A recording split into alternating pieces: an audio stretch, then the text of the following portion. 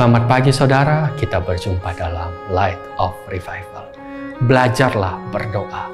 Yakobus 5 ayat yang ke-16. Karena itu hendaklah kamu saling mengaku dosamu dan saling mendoakan supaya kamu sembuh.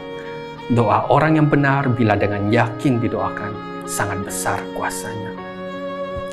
Bapak Ibu Saudara, doa adalah salah satu hal yang kelihatannya paling sulit untuk dilakukan secara rutin, secara terus-menerus setiap hari. Entah kenapa ya rasanya tidak gampang untuk berdoa rutin begitu. Kalau sekedar doa sebelum tidur, atau doa sebelum makan, atau doa setelah bangun tidur mungkin tidak susah ya. Tapi kalau harus mendoakan orang lain atau mendoakan hal-hal yang kelihatannya tidak terlalu ada hubungan dengan kita, untuk tekun mendoakan mereka itu tidak gampang, saudara. Rasanya susah dan setengah mati sendiri. Jauh lebih gampang untuk kita mendoakan diri kita mendoakan kebutuhan kita, keinginan kita, cita-cita kita, keluarga kita, pekerjaan kita, masa depan kita, semua hal, segala hal tentang kita. Dan susah sekali untuk kita mendoakan orang lain. Susah sekali untuk kita mendoakan hal-hal yang rasanya tidak ada sangkut pautnya dengan kita. Tetapi Bapak Ibu Saudara, itu sebenarnya lebih kepada pola pikir manusia kerdil yang dimana isi kepalanya seluruhnya itu hanya tentang dirinya sendiri. Maka di sini Bapak Ibu Saudara, Yakobus pada surat ini menasihati kepada jemaat untuk mereka saling mendoakan. Artinya keluar dari kebutuhan diri sendiri kepada kebutuhan sesama. Keluar dari mencintai diri sendiri kepada langkah nyata mengasihi sesama, yaitu melalui minimal berdoa untuk mereka. Yakobus mengajak jemaat untuk berhenti, stop, memikirkan hanya diri sendiri, tetapi pikirkan juga orang lain. Berdoa untuk mereka, kasihi mereka. Sayangnya Bapak Ibu Saudara, seringkali kita ingin menjadi berkat bagi sesama, kita ingin hidup kita bisa dipakai oleh Tuhan, kita ingin membantu, menolong orang lain. Tetapi persoalannya, kita setia tidak berdoa untuk mereka. Kita terus-menerus tidak berdoa untuk mereka. Ada ketekunan tidak di dalam doa kita untuk mereka. Atau mungkin di gereja kita ya Bapak Ibu Saudara, di gereja mana saja Bapak Ibu Saudara ada, kita bisa mungkin kecewa dengan pendeta kita kecewa dengan majelis, atau kita kecewa dengan pelayan Tuhan di gereja. Karena kita anggap mereka ini mungkin kurang ini, kurang itulah, tidak melakukan inilah, tidak melakukan ini, tidak perhatikan saya lah, atau mereka melakukan ini, kita bisa kecewa dengan mereka. Kemudian kita mulai gosip mereka di luar lah, kita mulai bicara tentang kelemahan mereka, kurangnya mereka. Tapi pertanyaannya Bapak Ibu Saudara, kita mendoakan mereka atau tidak?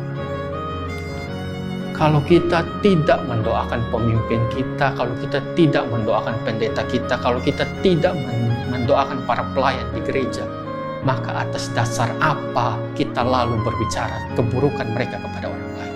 Atas dasar apa kita lalu bergosip tentang kurangnya mereka? Kalau kita tidak berdoa untuk mereka, lalu kenapa mulut kita ini penuh sibuk dengan bicara kelemahan-kelemahan mereka? Kenapa kita lebih suka membicarakan kelemahan pendeta, kurangnya pendeta, ketimbang kita mendoakan mereka? Kita patut renungkan ini Bapak Ibu Saudara. Maka saya percaya bahwa ketekunan di dalam berdoa ini sangat penting, bahkan mungkin lebih penting daripada kehadiran pendeta yang jago khotbah, kehadiran pendeta yang jago kupas ayat Alkitab. Bahkan mungkin doa lebih penting dari itu ya. Kenapa? Karena kalau misalnya dalam satu gereja katakanlah kurang pendeta yang bisa khotbah dengan bagus, dengan sistematis dan lain-lain, kita bisa berdoa agar supaya Tuhan kirimkan pendeta-pendeta seperti itu. Tapi kalau di dalam gereja sudah kurang atau tidak ada doa, maka apalagi yang bisa kita harapkan, apalagi yang bisa kita perbuat. Kalau di sana sudah sedikit sekali atau bahkan tidak ada doa, maka tidak ada harapan sama sekali.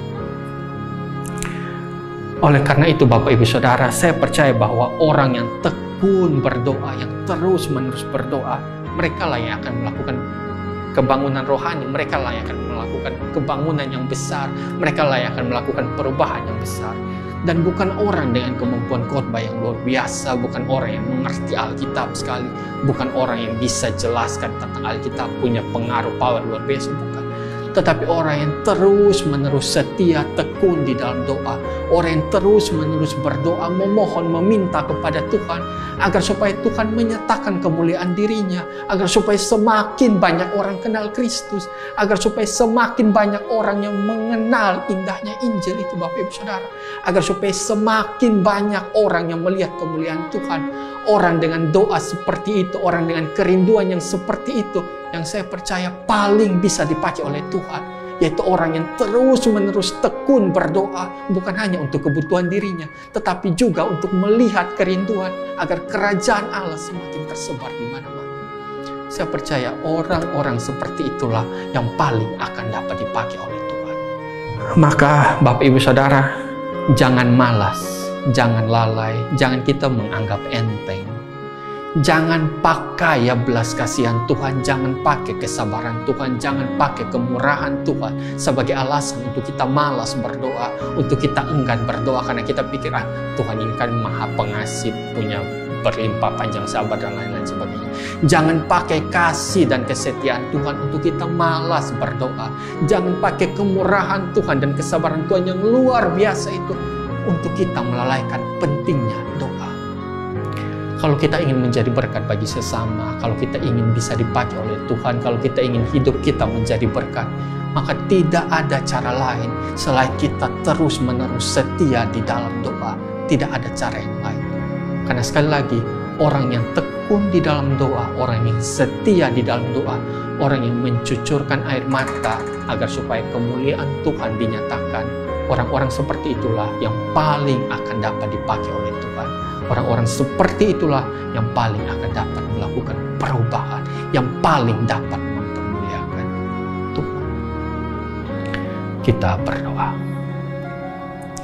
Mengucapkan syukur Tuhan karena di sini Engkau ingatkan kepada kami lagi ya Tuhan, untuk supaya doa-doa kami jangan hanya berpusat, jangan hanya memikirkan tentang diri kami sendiri, keinginan kami, keluarga kami, harapan kami, semuanya tentang kami. Tetapi kami bersyukur Tuhan Engkau ingatkan kepada kami lagi ya Tuhan, bahwa mestinya doa kami itu di dalamnya ada juga serta orang lain. Ada juga serta keinginan dan kerinduan untuk Engkau ditinggikan, untuk Engkau diperagung-tinggikan jauh melebihi apapun juga. Tuhan tolong ajarkan kepada kami Tuhan untuk jangan terus-menerus berpusat, berfokus kepada diri sendiri. Tetapi ajarkan kepada kami Tuhan untuk memiliki hati yang besar, hati yang luas dan bukan manusia kerdil yang hanya berpikir diri kami sendiri. Ajarkan kepada kami Tuhan memiliki kerinduan untuk melihat Engkau ditinggikan di dalam seluruh area kehidupan kami Tuhan. Mengucapkan syukur dan mengucapkan terima kasih Tuhan. Amin.